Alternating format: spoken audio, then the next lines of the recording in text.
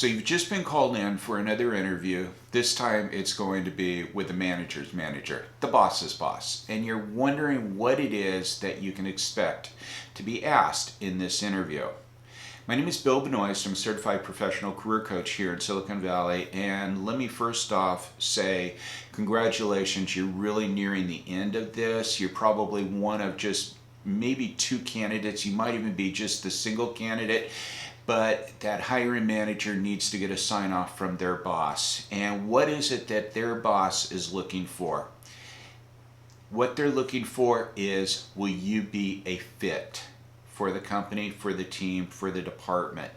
This is what they're looking for. It's key. I mean, I know this like the back of my hand because I've asked this question to so many different hiring managers at that level: CEOs, COOs, CFOs, executive directors, senior vice presidents. This is what they're looking for. Are you going to be a fit? And think about this. I mean, in their position there, you're probably already going to know a lot more about the technical aspects of the job than they do. They may have several different managers reporting to them. All they're concerned about is, are you going to be a fit on the team? So you can expect some questions like, what type of environments you work best under? What kind of management style do you prefer? Why is it that you're looking at us for a company? And they're really keen on, how much interest you show in your responses. But one thing I do want to kind of mention in this, and that is, and I've talked about this in previous videos, and I'll put a link to it in the upper right hand corner, but at this level you're also going to be talking with one of two different types of individuals: an entertainer or somebody that likes to be entertained. The entertainer, and if you think about this, if you think back on some of the interviews that you've had over the years, you may be talking with somebody that just likes to talk a lot. They're going to be talking about the company, about their role, about the department, about the product. And the best thing that you can do is keep them talking. Ask them some questions. I mean, hey, a great question could be, yes, can you tell me a little bit about the culture of the company? They love that kind of stuff.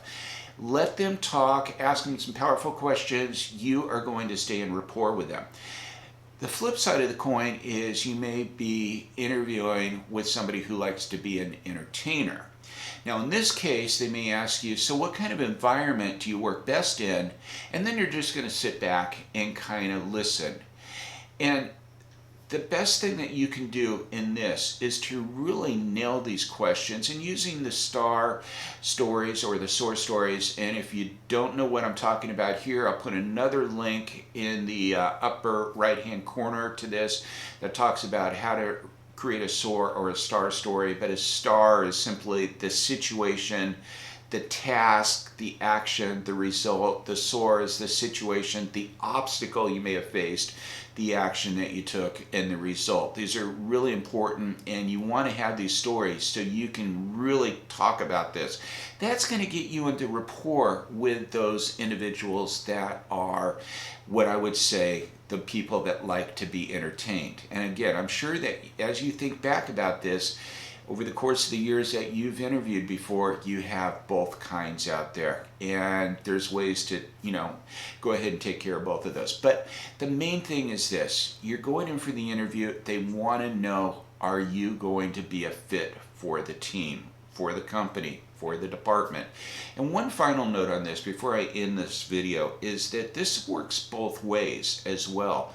This is, like I say, a good way to determine. I mean, if they ask you, what kind of management style do you work best under? Be honest with it. Don't try to tell them what it is you think they want to hear. Give them what it is that you truly value in a manager. Same thing with the environment that you worked in, because maybe that doesn't match what they're looking for. And then if you did get hired, you might be miserable. And I've talked about this in many, many different videos over time. 70% of the workforce has Sunday night blues. They really don't want to go to work on Monday morning. I don't want you to fall into that trap. Find this job that really fuels your passion. So I hope you found this video informative and useful. And if you haven't already done so, make sure that you subscribe to this channel.